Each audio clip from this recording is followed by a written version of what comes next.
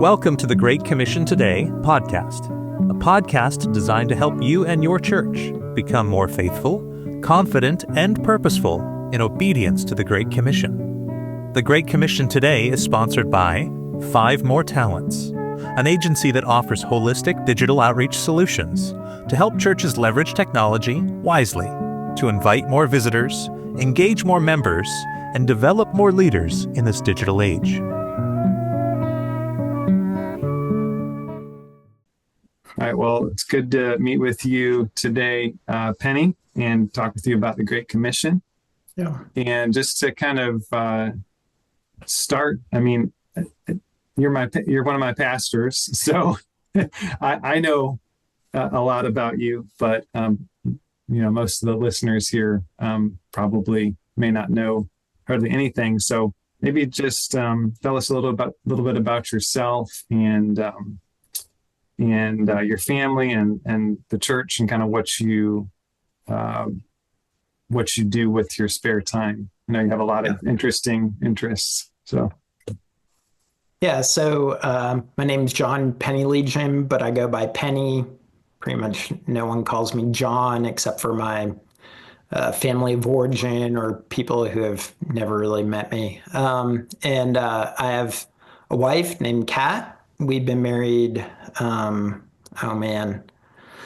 were married in 2003. So what does that put us at, like 22 years? 22 years. Yeah, 22 years we've been married. Yeah. And we have 3 kids, a daughter named Lane, who is a freshman in college, a daughter named Mead, M-E-A-D, and she's a junior in high school, and then a son named Cole, who's a freshman in high school. So all of our kids were born not in Virginia. Lane was born in South Carolina, and then 2 weeks later, we moved to Missouri for me to go to seminary, and then Mead and Cole were born in St. Louis, where I went to seminary and served as an associate pastor for 7 years before coming to Christ the King in 2016, summer of 2016. I moved to Roanoke with my family to become the senior pastor here at Christ the King. It's really been almost 10 years. Yeah, it'll be 10 years this summer. Yeah, it's wild. Okay. Yeah.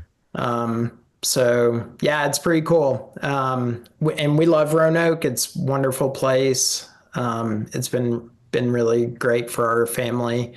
It's also, other than the city I lived in during college, this is the smallest city I've ever lived in. Oh wow.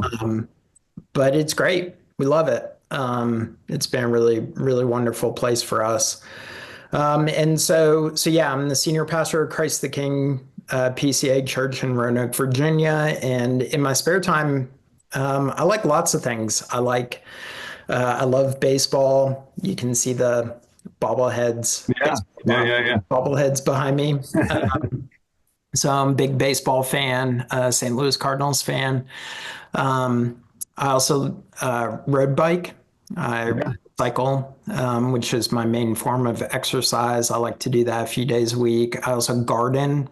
Vegetable garden, and I like working in my yard and doing things with my hands. And those are, I like reading, I like movies, I like TV, so I feel like I've got a lot of interests. So maybe, what's that phrase? Something of many, master of none, or whatever. Right. Jack of all trades. There it is. Yeah, jack of all trades, master of none. That's kind of sometimes how I feel a little bit. I want to be as good of a gardener as you, though, when I grow up. So. Yeah, it's fun. I like working in the yard for sure and getting my hands dirty and, having zucchini and tomatoes and growing things. It's really fun. So yeah, it's awesome. Yeah. So I know that I think you became a Christian more in college. Yeah. So I'm curious to know a little bit more about you've talked about it many times just in sermons, and I've heard some in when we were in community group together a while back. But how did you come to know the Lord? What were some of the elements of that? Yeah, so I didn't grow up going to church. Mm-hmm. That wasn't a part of our experience. And I actually remember very distinctively in college thinking religion, Christianity was foolish. It was kind of for people who couldn't accept reality, as a way of like, yeah, just kind of trying to almost like anesthetize yourself to the problems of the world. It was an ancient thing for when people didn't know any better. Mm-hmm. Mm-hmm. It was for the ignorant. So, so that was my understanding in high school, how I appropriated religion. I didn't really know anyone who faithfully went to church. There was one girl in my high school that was kind of around in my popular friend group or whatever, my group that I spent time with. And but she partied with the rest of us. Like she went to the parties and drank and but then she went to church on Sunday. And so she was the only like religious person I knew. Mm-hmm. So then I went to college and kind of my life was very similar. It revolved around playing baseball, partying. This is what I did. And, but I kind of like at times I would pick up the Bible and read it simply because I liked history and knowledge and Mm-hmm. had a high school teacher who wasn't a believer say that the Bible was one of the best history books ever written. Oh, wow. So I would pick it up from time to time, but I would start reading and I get somewhere into Leviticus and be like, this is, I can't read. I have no idea what's going on.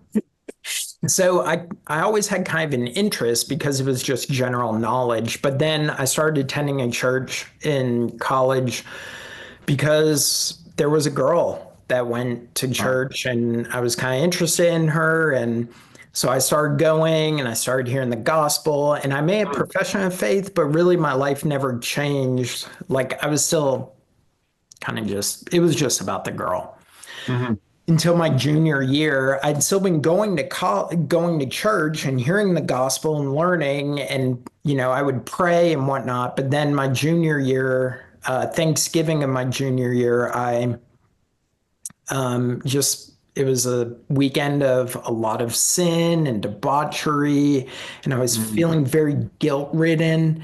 And the Sunday of that weekend, I was in my dorm room by myself praying because I felt so guilt ridden. And I was very accusatory of the Lord. Like, why would you let this happen to me? I had no problem believing in the sovereignty of God. That just made sense to me.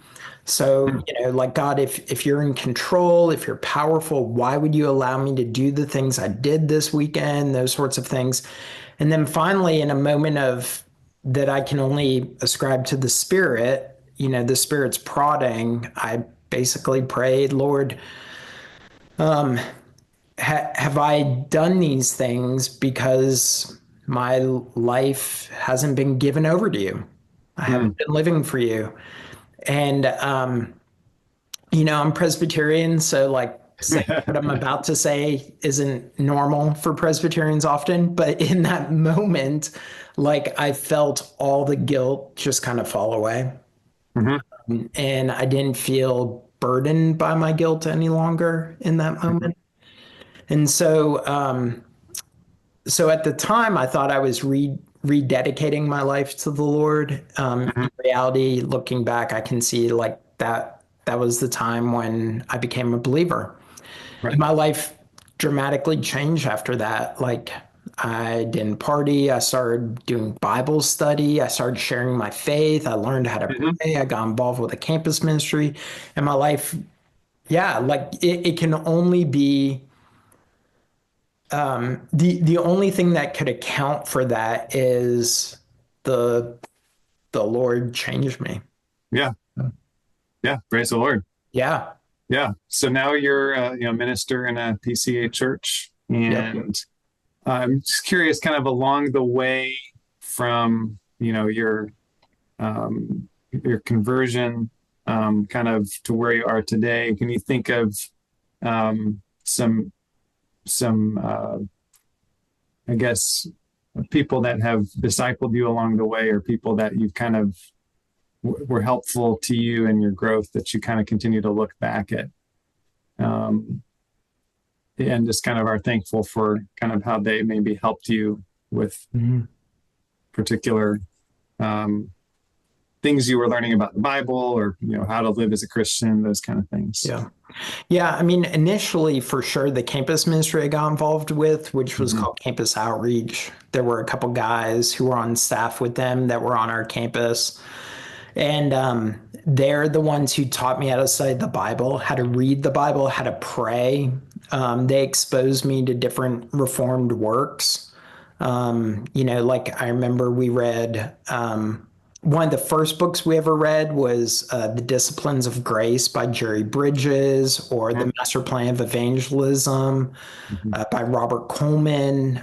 John Piper was really influential over that ministry, so I read Desiring God. And so the campus ministers affiliated with Campus Outreach was, I mean, so significant in those early stages. But then also, like, there were pastors that were super influential. So a man named Archie Moore, who was the pastor of Greenwood Presbyterian Church in Greenwood, South Carolina, was the first pastor I ever had. And that, like, he is a man of prayer, unlike any person I've ever met. Wow. So he would just constantly pray for me and for others. And I still see him about once a year, just through PCA connections. And so he was huge. That was influential in my life. And then when I moved to Greenville, South Carolina, to work on staff with Campus Outreach, I became a member of Mitchell Road Presbyterian Church. There were two pastors at Mitchell Road that were significant in my early Christian growth. A man named Randy Smith, who was the senior pastor, and then the assistant pastor, who's now the senior pastor at Mitchell Road, Andy Lewis. They just really, they influenced me in my theological knowledge, in my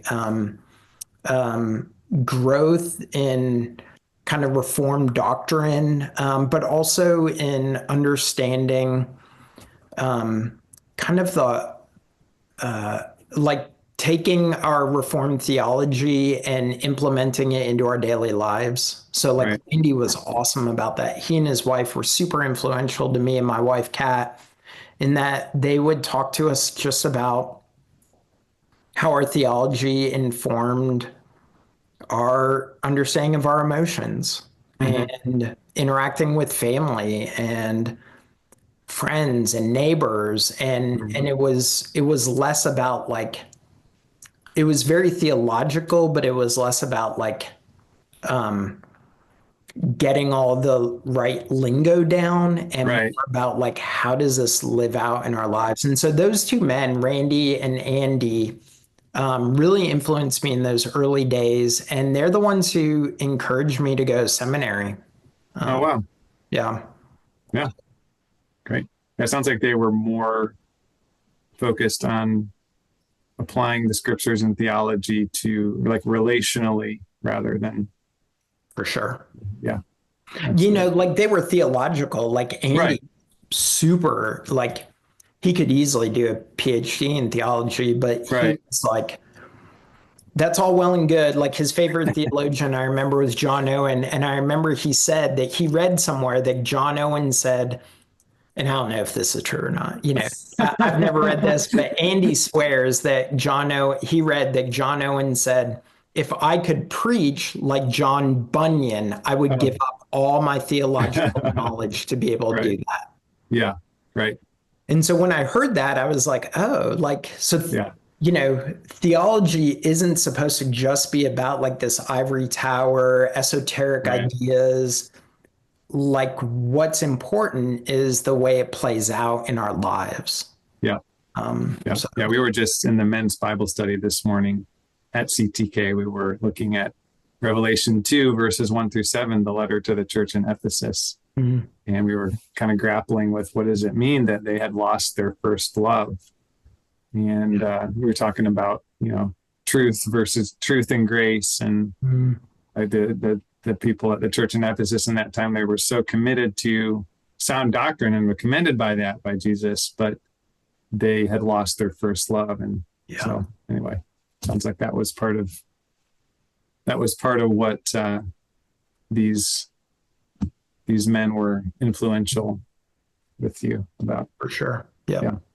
So starting to transition into just looking at more of the Great Commission itself, but just to kind of set this in context, just as you kind of think about, your local church, our community, and just kind of ministry that you're involved in, be it in the presbytery or whatever. What are some ways that you see God at work in the local church and in the community?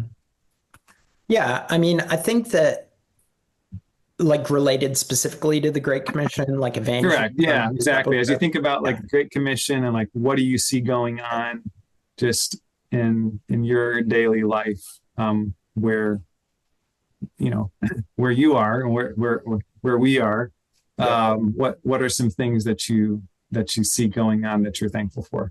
Yeah. So I think, I think there's kind of almost like two different ways that you can kind of appropriate evangelism, discipleship, outreach, that sort of thing. One is very kind of like programmatic, there's a programmatic aspect to it, which I'm not valuing or devaluing either. Mm-hmm. That's one emphasis. The other emphasis is often kind of like almost like a deinstitutionalizing of it. So it becomes much more like relational or organic, for lack of a better term. And I think that I gravitate towards more the relational, deinstitutional approach to the Great Commission.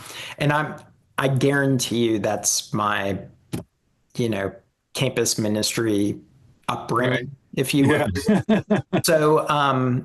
So often, but what that means is that oftentimes those, the way it plays out isn't grand, or it's not often on display for all to see.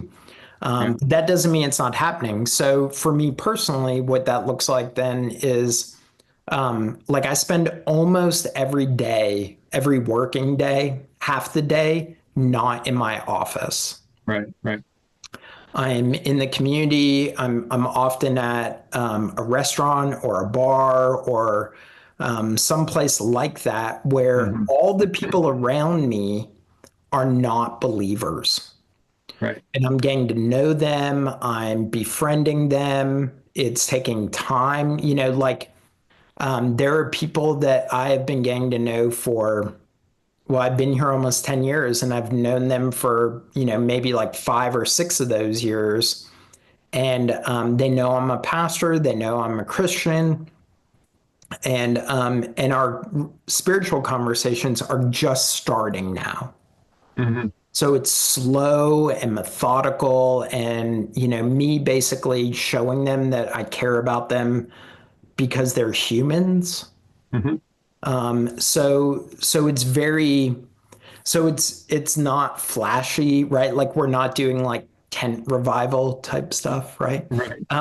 But the conversations that I'm starting to have and that have come about from this, simply being faithfully present with them, listening, asking questions, the conversations are starting to happen.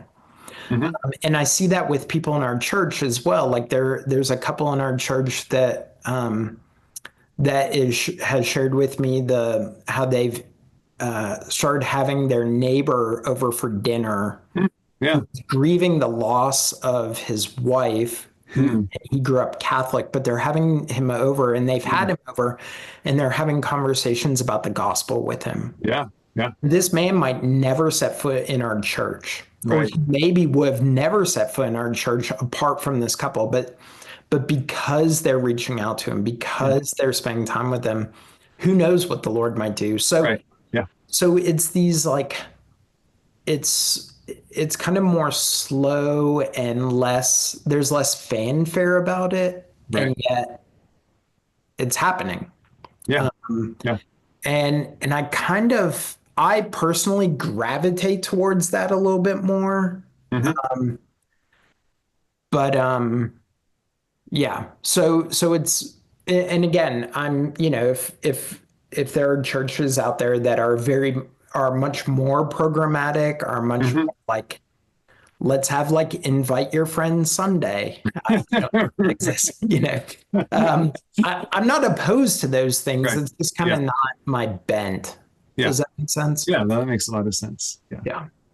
So let's transition into actually talking about the Great Commission. So I'm going to just read that text, and then I'm just kind of curious to kind of just hear your kind of exegesis of it. So here it is, Matthew 28:16 through 20, ESV. So now the 11 disciples went to Galilee, to the mountain which Jesus had directed them. And when they saw him, they worshiped him, but some doubted. And Jesus came and said to them, all authority in heaven and on earth has been given to me. Go therefore and make disciples of all nations, baptizing them in the name of the Father and of the Son and of the Holy Spirit, teaching them to observe all that I have commanded you. And behold, I'm with you always to the end of the age. So how would you break this down so that we can make sure that we're understanding kind of all the key things that are going on in this this particular event that's recorded here? Yeah. I mean, I would say, a number of things I would say. So like one is, Jesus is sovereign over this, right? Mm-hmm. All authority in heaven and on earth has been given to me. So he's over it all. So in one sense, that's incredibly freeing, right? It's not up to me.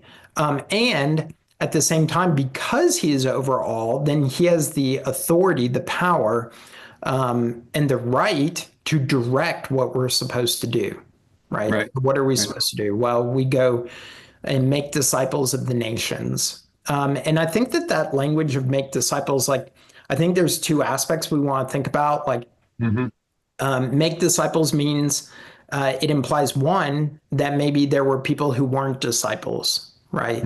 So we're making new disciples. So there's an evangelistic aspect. But then also, I think making disciples includes kind of that sanctification, that growing in knowledge and awareness of what it means to follow Jesus, because he talks about teaching them to observe all that I've commanded you. So it's not just this idea of like, okay, go evangelize, Right. get a response, and then you're done. Right. Yeah. Like I remember in my campus ministry days, Dawson Trotman, who was the founder of the Navigators, was super influential. Okay. And there was a book called Dawes, D-A-W-S. It was his basically memoir, autobiography. And he talked about how for early in his Christian life, he would evangelize people. And once they made this profession of faith, he was like, awesome, let me move on to the next person.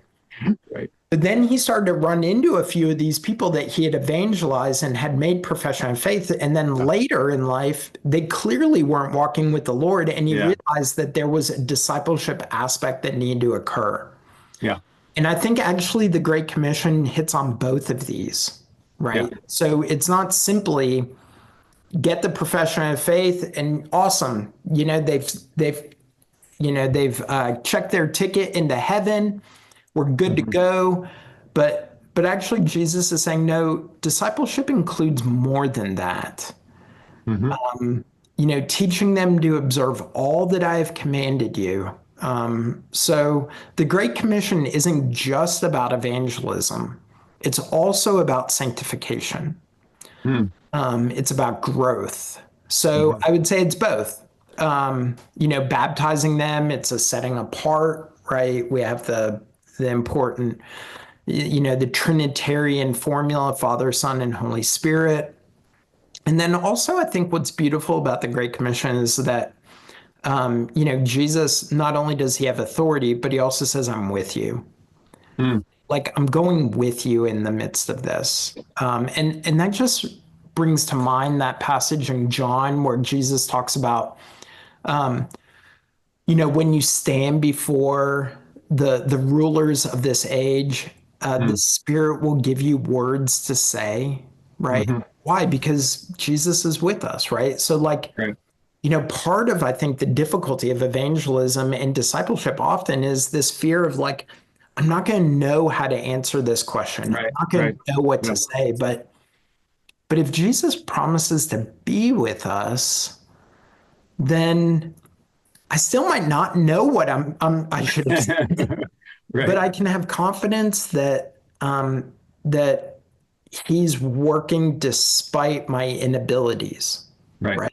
Does that make sense? Yeah. I think that the promise really is it's bookended, focusing on Jesus's authority, and then also it concludes with the promise that he is with us. And I think it's also just beautiful, as I've reflected on this over the years, what it says about the disciples before Jesus gives the commission. It says they worshiped him, so clearly they're worshiping him, but it says but some doubted. And that seems to connect to what you're saying about, hey, like we as disciples are we don't we don't have it all together, we don't have it all figured out, and yet Jesus gives this commission to them. They are worshiping him, but some doubted. I don't know if I'm interpreting that correctly, but that's kind of what you were saying brought to my mind. No, that's right. Are there is there maybe one or two other texts of scripture that maybe are complementary to the Great Commission that help us to maybe understand it and put it in its proper context? Yeah, I think so. So like Acts 1 is like the Lucan version of the Great Commission, right? That's where Jesus says to his disciples, you will receive power when the Spirit comes upon you, and you will be my witnesses in Jerusalem and in all Judea and Samaria and to the end of the earth, right? So that feels like a very complementary passage to Matthew 28 about the gospel is to go forth, right? It begins in this beachhead of Jerusalem, but it goes into the world, right? But then the other passage that I often think about comes from 1 Peter 3. And this is where Peter says, in your hearts, honor Christ the Lord as holy, always being prepared to make a defense to anyone who asks you for a reason for the hope that is in you. Yet do it with gentleness and respect, having a good conscience, so that when you are slandered, those who revile your good behavior in Christ may be put to shame. For it is better to suffer for doing good, if that should be God's will, than for doing evil. But that, verse 15 is kind of that focal point of, being prepared to make a defense to anyone who asks you for the reason for the hope that is in you. So being ready to talk about what makes us different, right? Like what is it that that makes us unique? And that passage in 1 Peter, I think, is really fascinating to me because it implies that our lives are lived in such a way that people would say, there's something different. Right. Like, what is the hope what is the reason for your response to whatever it might be?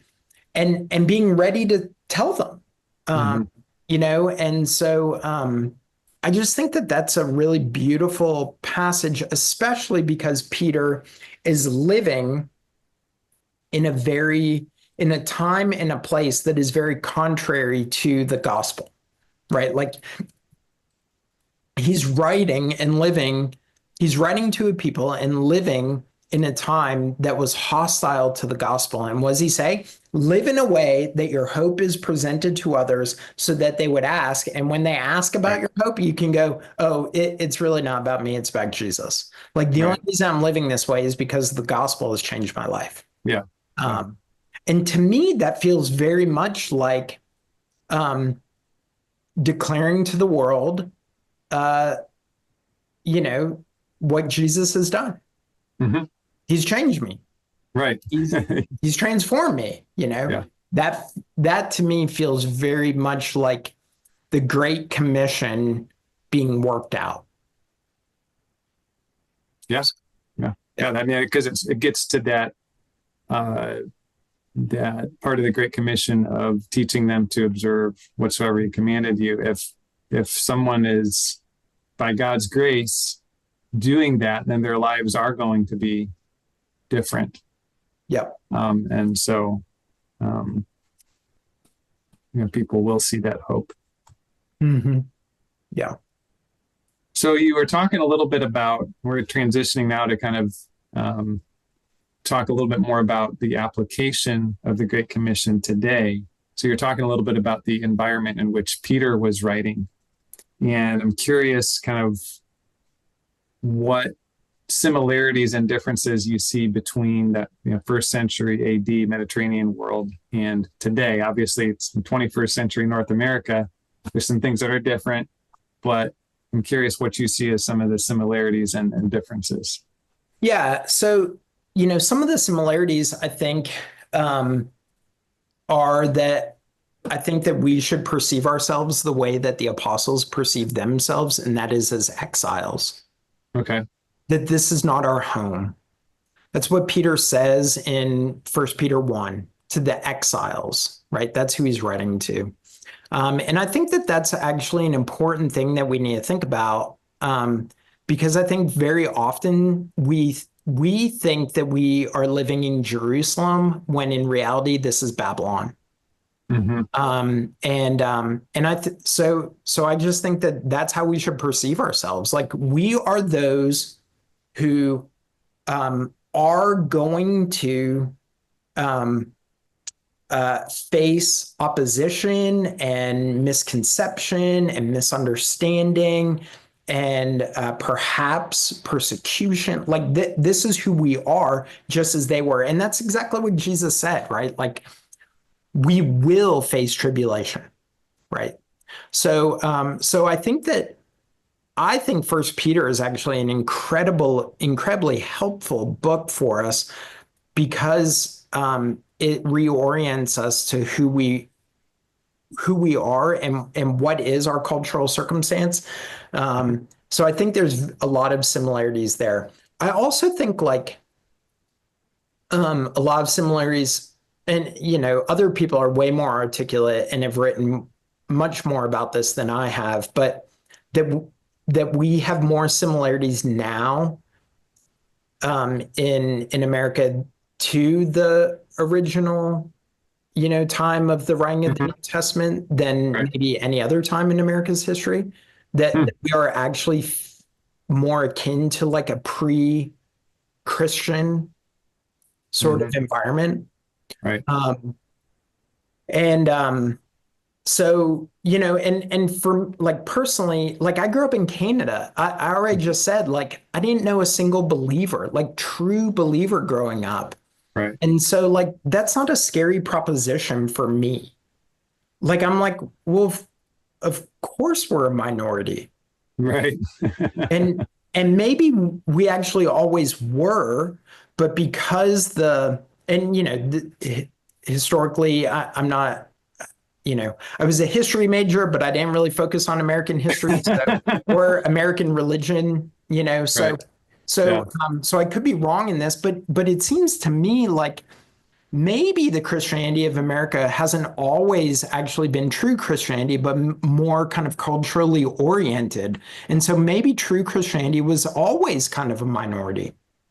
Perhaps. I don't know that for sure. Yeah. But the fact that I do think that we're living in a time where we are more marginalized, maybe, or ignored, or we have less cultural power. Right. Tells me that, like, I was actually just having lunch with a friend of mine who I haven't seen in probably 20 years. And he used to live in Colorado. He now lives on the eastern shore of Virginia. But when he lived in Colorado, he told me that his city in Colorado, this small town, had a large Wiccan population. Oh, wow. Yeah. And on the highway, there would be billboards that would say, "Keep religion out of politics." Oh, wow. These were on the billboards in Colorado. Yeah. Wow. So this, that sounds to me very similar to first century Greco-Roman world. Right. So I think, in those ways, we're very similar. Yeah. I also think at the same time people are open to having spiritual conversations. Like, I've had conversations with my neighbors who are not believers, who are open to talking about religion and spirituality and hearing about my understanding of the world and Christianity. And they're not offended by that. Right. Yeah. They're open to discussing it. So similarly, like, I think about in Acts 17, when Paul's invited to talk about Christianity at the Areopagus, right at Mars Hill, there was an openness to dialogue. I feel like that might be more so now than maybe in previous times. But of course there's differences, right? Like, we have unique situations. Like, I would just say technology is right. Like that. So in one sense, that's that can be a terrifying proposition, the way that technology is influencing our cultural moment. But at the same time, it could be an opportunity, because what we're seeing is almost this, like, I don't know how to describe it, but it's like like there's a lack, there's a shared vernacular and experience regardless of where you are in the country. So, like, my kids, right? Like, my kid's 6, 7, I don't know if you're familiar with this, 6, 7, this is like an internet. This is news to me. Okay. It's an internet phenomenon. Okay. But in Roanoke, Virginia, 6, 7, yeah, LA, 6, 7, like, they're all doing it. Okay. So there's almost this, like, universalizing of experience that wasn't there before. Interesting. Yeah. So we can speak the same language, we can refer to the same cultural qualities. And whether you're in Roanoke, whether you're in New York City, whether you're in Birmingham, Alabama, like, you've been exposed to these things, which allows for opportunity that maybe wasn't there before. Yeah. I could even see that extending internationally to some extent as well. For sure. Yeah, no doubt. So, like, people are listening to the same music in other countries. Yeah. As we are, and watching the same movies. And so now, of course, there's still differences. There are still unique things about particular pockets of a country or internationally, but there's greater exposure, which which provides greater opportunity as well. Yeah, I had never thought about that aspect of the technology that we have today, but yeah, that's a really good example. I can see that how that is part of what's happening. So yeah, I was just thinking of in college, I was on a mission trip in Tanzania one time, and it was interesting to see which American celebrities, people there latched onto, and it was this particular place where I was. It was Chuck Norris, and it was Chuck Norris Nice. and Michael Jackson. So Yeah, awesome. That's really funny. Yeah. all right. So as far as applying the Great Commission, what are your thoughts on as individuals and households on the one hand, and then corporately as a local church on the other hand? So what are some things that we should be thinking about maybe as individuals and households? And then maybe what are some things we should be thinking about as churches? Yeah, I mean, and this goes back to kind of my default of kind of more relational aspects, right? So as individuals and households, I think it comes down to like who are the people in your social spheres? Who are the people you know? Who are your neighbors? Like I remember talking to a man, this was maybe like 9-ish years ago, and they were talking about like the idea that everybody is my neighbor, so like everyone's my neighbor. And so that means the homeless person downtown is my neighbor. I'm like, absolutely, like they're your neighbor. And so is your neighbor. So like, I hope in your apartment complex, you actually know the name of your neighbor. And he was like, I'm like, dude, you're right there. Like you have people who need the gospel who live right beside you, not just like 15 minutes down the road, right? So I think for like individuals, for families, it begins with like, who do you know? Who are you interacting with? Like, who are the families that your kids are playing sports alongside of? Who are the my kids are in public school, and when we first moved here, my wife's motto was my kids are at public school, so I'm in public school. So she volunteered in the library at the public school, and she was in walking the halls like at least once a week, and she got to know teachers and aides, and some of whom were believers, some of whom were not. And so it begins there, I think. And then, inviting them into your home. So we've had people into our home who are definitely not Christians. Right. And, what's interesting is like, even there's this one woman I can think of who, she's a lesbian and is not a believer. And she had to have a surgery and had nowhere to live after her surgery. She needed someone to take care of her. And so she slept on our couch.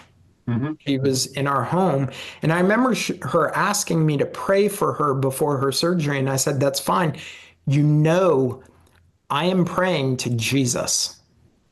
Like that is what I believe, right? Like I just want you to be very clear. Like I'm not just praying to like unicorns and rainbows here. Right. Yeah. I believe in a particular God who calls us to a particular way of life. And so, she was in our life, and since then we've kind of, lost touch, but still like it was just, this is a person who's in our life, so we want to be in her life. Where do we overlap? Where can we bring the gospel to bear in our relationship? So that's where I think it begins with like families and individuals, helping our kids to see that. Like, do our kids know any non-believers? Like that would be the first question actually I'd ask anyone. Do you know any non-Christians? Right. And do your kids know non-Christians? Right. And then like as far as a church goes, again, I'm not a big program guy. We're that like we've never had revival Sunday. I think are we cultivating in a posture in our church where the non-believer could arrive and they're going to feel welcomed, but they're also going to hear the truth. Yeah. And so, we have non-Christians who do attend our worship service. Some of whom have shared with me how they don't like how friendly our church is. Okay.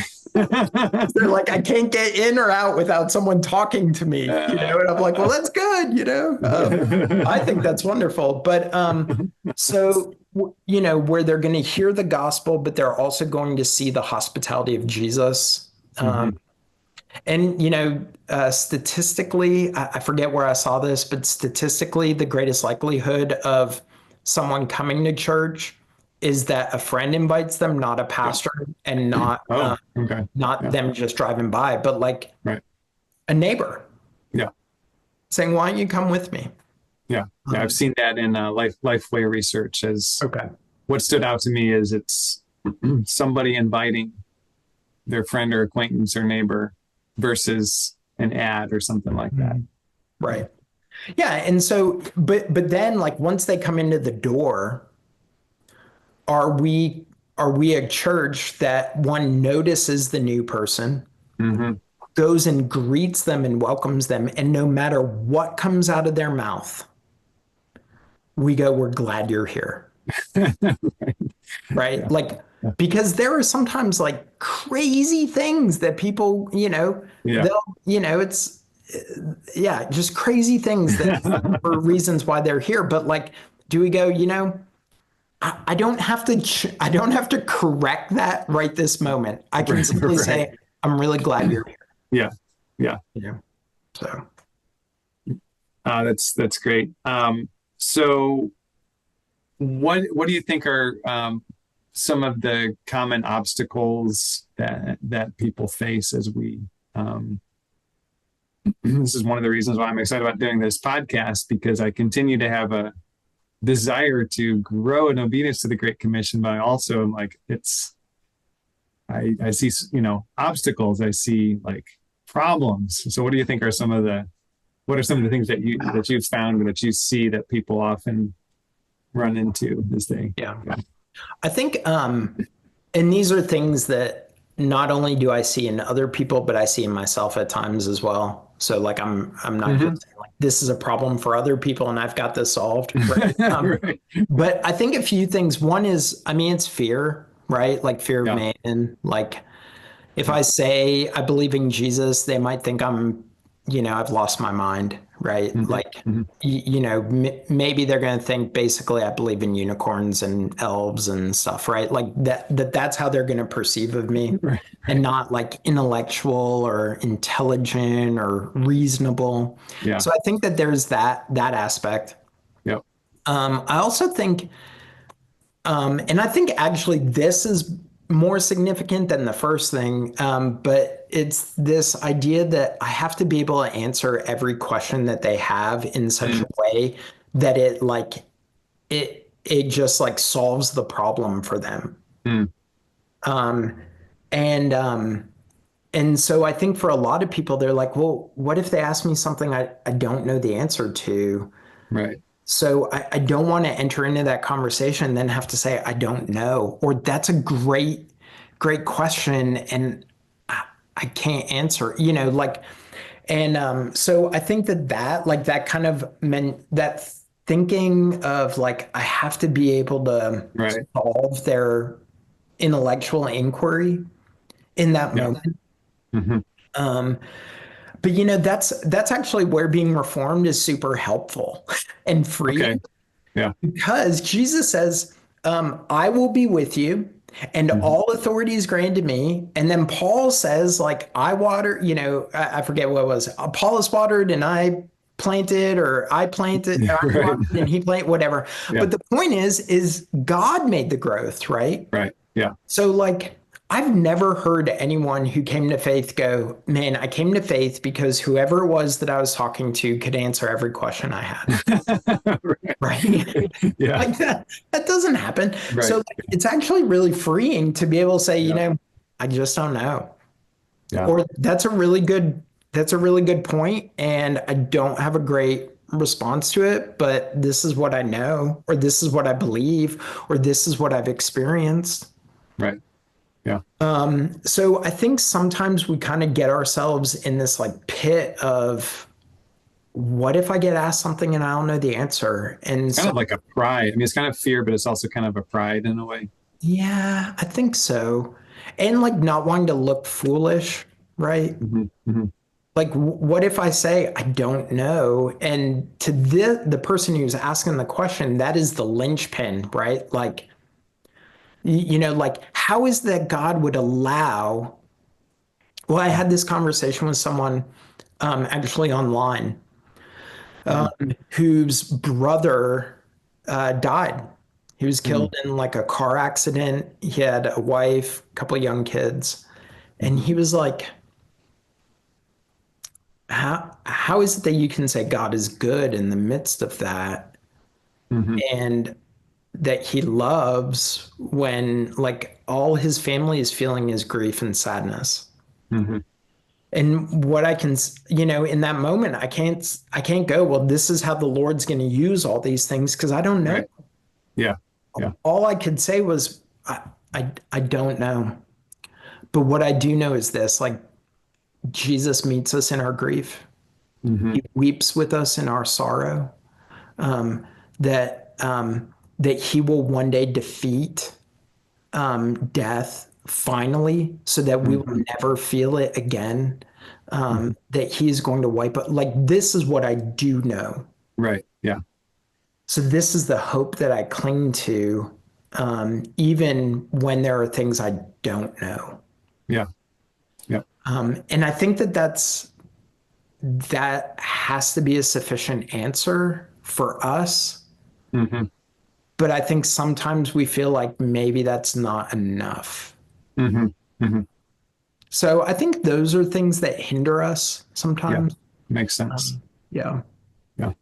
I also, one more thing, Daniel, is I think sometimes we feel like if we don't share the whole gospel in one Hmm. conversation, then it wasn't worth it almost. you know so Right. like I better walk them through the entire bridge diagram or Romans road Right. because this might be my only shot. and Right. I've only got like 3 minutes, right? Yeah. so Yeah. so I think sometimes that can hinder us when it's like if you have a relationship with this person, then you can trust that there will be another conversation, or maybe I won't have another conversation but someone else will. Right. Yeah. So Yeah. Yeah. Hey there, I'm Daniel Vos, co-founder and CEO of Five More Talents, and I wanted to take a moment to thank you for listening to the Great Commission Today podcast. I pray that each and every episode, including today's, blesses you and equips you and helps you to feel more confident, more purposeful, and to be more faithful in making disciples of all nations wherever the Lord has placed you. I also wanted to offer a special invitation to you if you're a church leader.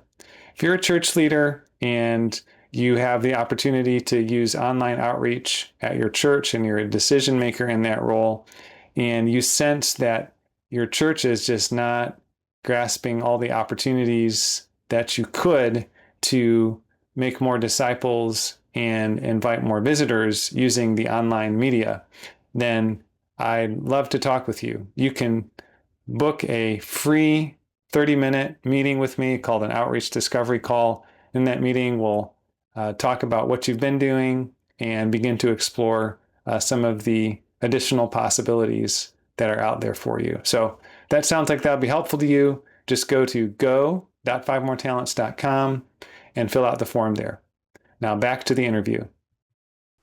All right. So talking about um, practical next steps. There's just kind of, I know you've talked about how what you gravitate towards is more of an organic type approach to things and just kind of seeing how things grow organically, right? Mhm.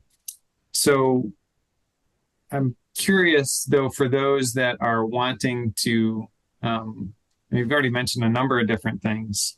I guess this is really more specifically for a local church, more on that sort of scale, more so than than the individuals and households, is what I'm asking about. So, many of the churches that I work with at Five More Talents are in the Orthodox Presbyterian Church denomination. And in their church planting manual, there's a distinction between outreach and evangelism. And so I wanted to ask you a few questions about that. Okay. So the church planting manual defines outreach as, quote, any gospel activity or ministry which brings the work of the church before the people of the community in which the congregation ministers. So it's talking about outreach is bringing the work of the church, as opposed to the way they define evangelism as actually bringing the righteous requirements of God and his plan of salvation before the people of the community. So I grew up in an OPC church, so I can sort of say, this is perhaps like a very fine distinction. But at the same time, there's maybe, I think there might be some useful insights in it. So I'm just kind of curious if you have any thoughts on just that distinction between outreach and evangelism. In what ways is it possibly helpful? Yeah. Well, first, I had never seen this until you sent it to me. Okay. So I had no idea this was part of the OPC's, philosophy of ministry, if you will. It's part of the church planting manual that they published in 2000. Okay. Yeah. And I actually really like it in many ways, because I do think there is a distinction. So think about like works of mercy. So I think about our deacons and the works of mercy that they oftentimes are involved in. A man or a woman comes and they need food. Mm-hmm. Their power is going to it's starting to get cool, and it's going to get cold soon in Roanoke. And so people are going to have, they could be in danger of having their power turned off. And that's like a legitimate danger, right? Right. So they come to us and they say, how can you help? Can you help? Will you help? Please help, right? And so those works of mercy, I think, are those gospel activities that aren't evangelism. Right. They are an overflow of what we believe about the gospel, though they're not necessarily sharing the gospel. Right. And I think that they can lead to conversations about the gospel. Right. So why do we care about our fellow man? It's not because our fellow man's easy to care about. Apart from the gospel, I don't if we're being perfectly honest, apart from the gospel, there's no reason why I should care about the well-being of my neighbor.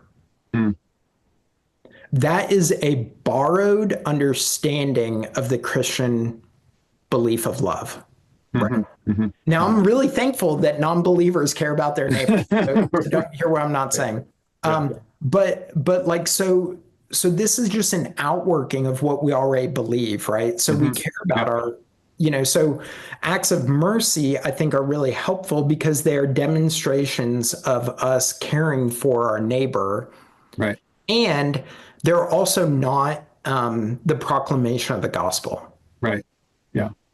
They could lead to that. Yeah. Yeah. But they're not necessary. So that's why I actually like this kind of. Yeah. It gets kind of wordy a little bit, but it's very technical, very. Yeah. I mean, it feels in keeping with the OPC in many ways, right? Which I really appreciate. I like it, so making those distinctions, I think, is helpful. Yeah. So it's talking about bringing the work of the church, right, before the people of the community. Yeah. So, thinking about a number of weeks ago, a number of members of our church went and built beds for kids in our community who don't have beds. Now, that's not evangelism. Right. But I would say that's the work of ministry. Sure. Yeah. So, and we might never get to share with the kid who gets to sleep in one of those beds the Right. gospel, but Yeah. they're going to know that a church is the one who built that for them. Yeah. It's really interesting that you say that, because some of the reading I've done in preparing for these podcasts is looking at, I don't know how much you've read about William Carey, the Baptist preacher and missionary from the 1700s. And he ended up kind of starting what many credit him as starting the modern mission movement. But as I went back and read some of the sermons from around that time, of course, they were talking about, hey, like there's people in other parts of the world that need to hear the gospel. And they were also saying, we just believe as Christians, we're supposed to be generally benevolent to the people around us because of who God is. Like God loves, R.C. Sproul kind of articulated as God has a love of benevolence for all people, right? He causes his rain to fall on the just and the unjust. So anyway, that was just kind of brought to mind as you were saying that. Yeah. So we want to, the classic example is the parable of the Good Samaritan, right? Mm-hmm. Like he loved his neighbor. He cared for him, provided for him, bandaged them, all that. So those are works of ministry. And we also, so we need that. And I think that that's actually where the church can oftentimes be really good, right? Like can be helpful to our community. And then there's the work of evangelism, which is the proclamation of the gospel. Right. And so oftentimes those things are tied together, but they're not always, right? So yeah. So just getting really nitty gritty, I'm going to just kind of get your hot takes on some outreach methods and then some evangelism methods, and just kind of your just hot takes, opinions of like, sure, that's awesome, we should do more of that. Like that's dumb, we should not do that kind of thing. Okay. So okay. As far as outreach, again, we're drawing from the OPC Church Planting Manual. It talks about really 4 types of outreach ministries. First one's advertising. Secondly, newsletters. Third, public meetings. So some kind of like a conference or like a vacation Bible school might fall into that. And then the fourth one being the publishing of sermons and teaching. So I'm just kind of curious, like, just what's your sense of what's helpful, what's maybe more helpful and what's maybe less helpful as far as church outreach, advertising, newsletters, public meetings, publishing sermons and teaching. Yeah. What's helpful, what's not? Do people get newsletters anymore that they don't subscribe to? That feels maybe a little dated to me, right? Or like the flyer that I might get in my mailbox around Easter. It's like I never look at it. I'm a believer and I never look at it. Like, is my non-believing neighbor going to look at that? So I'm like, I don't know. I'm always a little skeptical of that. Just that kind of like, hey, we're going to put out a mailer and we'll see who comes. Now, maybe that works. Maybe I just haven't heard a lot of that. But I'm not opposed to it. Like, I would never say, if someone said, hey, we'll give you $5,000 to like blanket the city with an invite to Easter, I wouldn't say no. But it just makes me wonder, like, if we send it out to 1,000 people, would we get 10? I don't know the answer to that. So I'm not opposed to it. I just don't want to put all my eggs in that basket. So I'm open almost to trying almost anything that's going to allow the gospel to go out, as long as it's ethical and, in keeping with the gospel, of course. But so, we have people who have come to VBS, Vacation Bible School, And I'll ask them, you know, how did you show up? You know, why did you come? And they said, we saw the sign on the road. Do you go to a church? No. I was Okay. looking for something for my kid, something safe, something to do. Yep. And we saw the sign. Saw the sign. Okay. Yeah. So we had of the like 80 kids, maybe 2 of them were because of that. Wow. That sign took nothing to put out there. You know, it was a little bit of money. We just stuck it. So like I'm open to those things. I just don't think that we should think at the end of the day that's gonna cover it. That's all. Right. Does Yeah. that make sense? Yeah, that makes sense. Yeah. Yeah. So with that, as far as like paid advertising, is that kind of how you would think about that as well? Yeah, I mean, again, I would be open. You know, I'm not opposed to it. You know, Facebook ads, that kind of stuff. Like, I think it's interesting, Daniel. Like, we've done, what's it called? The evangelism program, Christianity Explored. Christianity Explored. We've done that twice. Mm-hmm. The one time we advertised, you helped us advertise for it. Mm-hmm. Mm-hmm. We got a handful of people who have never been at our church.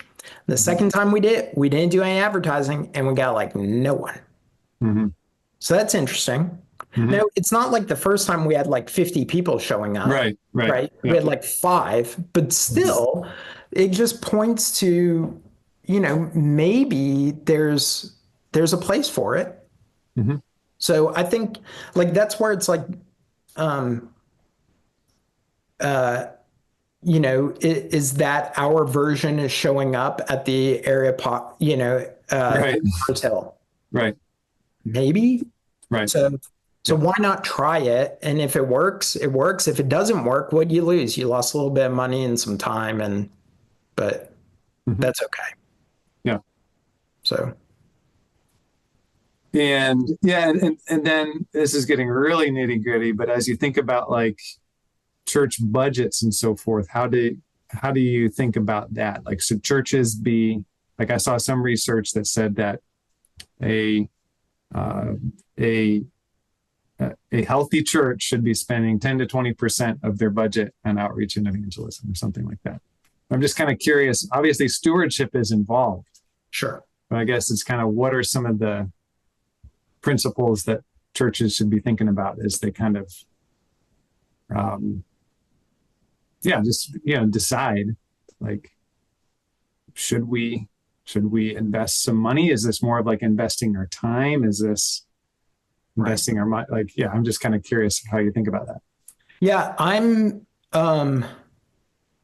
like, when I read that, when you sent it to me, my first thought was like, I wonder what that means. Like 10 to whatever percent towards outreach, you know, right. Like, when we say outreach, what are we talking about? Like, are we talking about supporting, you know, a local ministry that's doing right. it? Or are we talking about like we ourselves are, you know, fun, you know? So I don't know exactly what that means. I'm like, if I'm of the persuasion, generally speaking, if someone's got an idea and we can find money for it, why not try it? Mm-hmm. As long as we have a reason, as long as we don't have a reason to say no. Mm-hmm.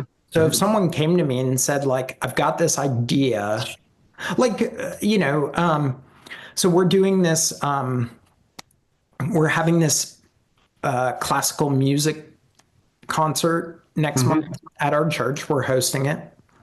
It's, you know, they're going to play hymns. They're going to, you know, and it's all with harp and cello and, you know, yeah.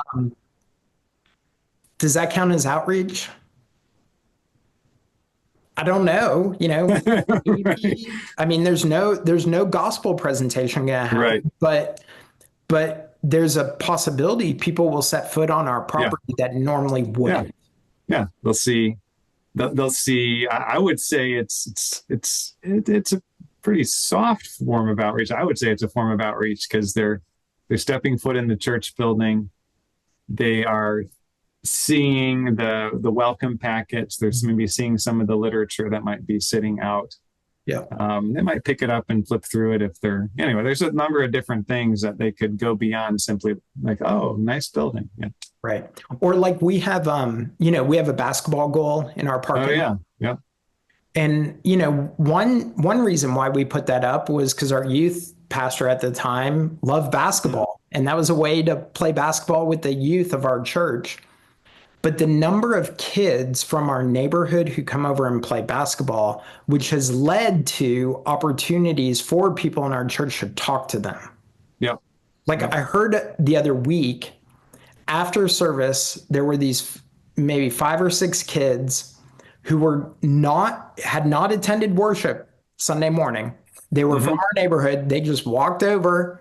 They had a basketball and they're going over and playing. And I heard, I don't know who it was, but one of our elderly women went and talked to them and they're like hugging her, I don't know if she talked about the gospel. I don't know if she invited them to church, but what I do know is that they felt welcomed on our property. Yeah. Now, we've had at least a couple of kids who first step foot on our property to shoot baskets eventually come to worship. Yeah. So we spent money. We spent thousands of dollars putting in a basketball goal. So I'm like, when our youth pastor mentioned that, and he's like, "What if we did a basketball tournament and did other things?" I was like, "Great, let's try it. If all we lose is a few $1,000s and we gain nothing from it, it was worth a try." So if I don't know what percent goes to outreach and evangelism, but I think why wouldn't we spend money? Yeah, what I'm hearing is that there's a willingness of taking reasonable, calculated risks and experimenting, and just we're not having a preconceived notion of like, we should only do this. We should never try these other things. Right. Yeah. So you mentioned, the young people playing basketball, and that gets to one of the things I wanted to ask you about, which is this research that I don't know if you've seen from Pew Research. They're constantly releasing these studies, but as of 2023, which I guess is a couple of years ago, but that's the most recent data that they have. They said 44% of 18 to 29-year-olds in the U.S. identify themselves as religiously unaffiliated, atheists, agnostics, or nothing in particular. And this is roughly equal to the number of people in that basically Gen Z, I guess it's Gen Z. Basically, it's roughly equal to the number of people in that age group that profess to be Christians. And it's the number of religiously unaffiliated 18 to 29-year-old is up from 25% in 2007. So the number has increased considerably to now where, like, if you're just out and about in the community, you meet someone who's 18 to 29, flip a coin, they're a professing Christian, flip a coin, they are like, I'm nothing. So how have you seen evidence of this just in people that you know? And how should we be responding to that? Yeah, so these, I'm going to trust Pew. They've done the research. If they say this, that sounds reasonable to me. It sounds probable, So I would say that. Then the other thing I would probably say is, like, I don't interact a ton with this particular demographic personally. This is not, and our church doesn't. Like, this is basically college and young professionals. Right. Yeah. We're not a college town, generally speaking. We seem to attract more the young family than the young single. Right. Yeah. So I don't have a ton of interaction, but where I do have the interaction with this group is actually at the bar that I frequent. Most of the bartenders fall into this age group.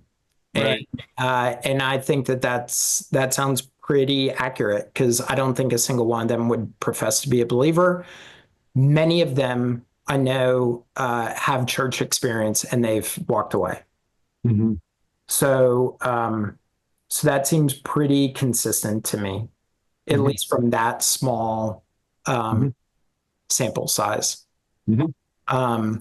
And so in my interacting with them, what I'm trying to do is give them a picture of, I mean, to us, it's just being faithful. It's just being ourselves, but like giving them an alternative understanding of what Christianity is, because all they see is the caricatures, Mm-hmm. or they've experienced the caricature in reality. It's not a Right. caricature to them. Mm-hmm. What we think is a caricature is what they actually have lived with and Mm-hmm. experienced in their life. And so I'm trying to give them an alternative of like, no, Mm-hmm. this is what like a real, what biblical Christianity actually looks like. Right. Right. Before I ever even talk to them about the gospel. Mm-hmm. I'm going to ask them questions. I'm going to listen to them. I'm going to be patient with them. Mm-hmm. I'm going to take interest in their life. Like, it's just normal. Like, for us, this is like how we treat everyone. Mm-hmm.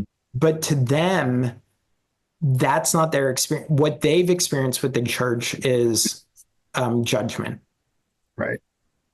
I have, you mentioned, I have tattoos. Or one, I remember one man I talked to a number of times who he might be in his 30s now, so he might be just outside of this generation. But you know, he's like, oh yeah, I mean, basically, what I remember of the church is they took every opportunity to ask for my money.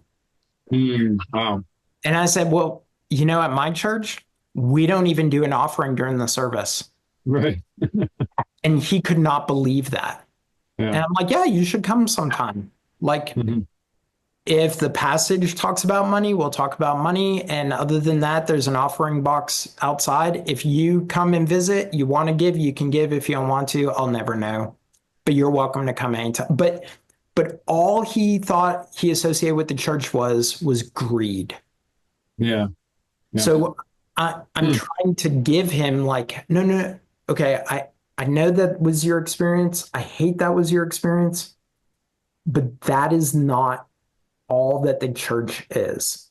Right. There's another, and what I would say is a more biblically faithful expression of the church that has nothing to do with how much money you give. Yeah. Yeah. So it's almost like trying to counteract their caricatures. Mm-hmm. Does that make sense? Yeah. Yeah. And you mentioned asking questions, and just it made me think about how often in the Gospels Jesus is asking questions, right? Mm-hmm. So, yeah. Yeah. So, just, Penny, as we wrap up today, just what's a, word of exhortation on the one hand, that you would give to us, but then a word of encouragement. What's a word of exhortation and a word of encouragement?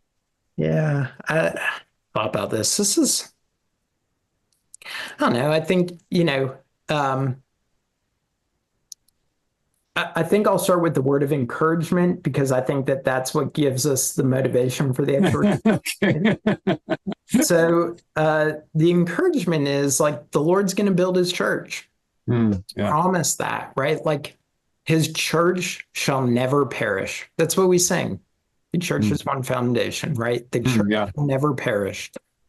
Jesus has promised that. Like, we know who wins, and it's Jesus.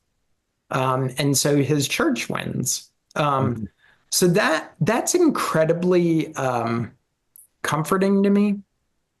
And that actually allows me to be able to say with confidence, I believe in Jesus and his death and resurrection, and not in my good moments, not be worried what people might think about me saying that. So the encouragement of we already know the end. Jesus is won. It's like that. that's a good place to be, right? It's a great place to operate out of. And so then the exhortation coming out of that is then we can be bold with the gospel.